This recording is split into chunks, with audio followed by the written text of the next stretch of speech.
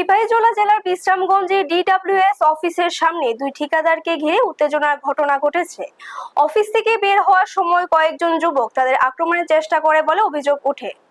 ঘটনায় এলাকায় চাঞ্চল্যের সৃষ্টি হয়। জানা গেছে, ডিডব্লিউএস এর এসডিও সুবল দাসের সঙ্গে বৈঠক শেষে বিশালগড়ের দুই ঠিকাদার অরবিন্দ সাহা ও বিশ্বজিৎ দেববর্মা অফিস থেকে বের হলে কয়েকজন যুবক তাদের ঘিরে ধরেন বলে অভিযোগ। পরিস্থিতি বেগতিক দেখে তারা এসডিওর পক্ষে আশ্রয় নেন। খবর পেয়ে বিশ্রামগঞ্জ থানার পুলিশ ঘটনাস্থলে পৌঁছে তাদের উদ্ধার করে নিরাপত্তার সঙ্গে বিশালগড় পর্যন্ত পৌঁছে দেয়।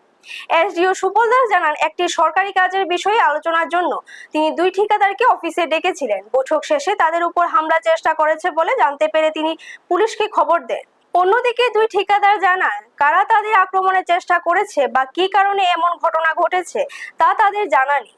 ব্যুরো রিপোর্ট, নিউজ তৎকাল 24। আপনার অফিসের এখন অ্যাকচুয়ালি আমি দুজন কন্ট্রাক্টরে ডাকছিলাম, যারা বিশালগড় কাজ করে, তো এই কাজের ব্যাপারে তারা ডাকছিলাম। আমার এখানে কথাবার্তা বলে তারা যাইতেছে, তো তারা নাকি কে বা তারা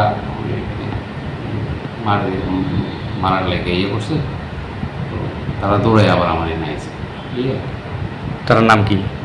একজনের নাম অরবিন্দ সাহা আর বিশ্বজিৎ দেববর্মা।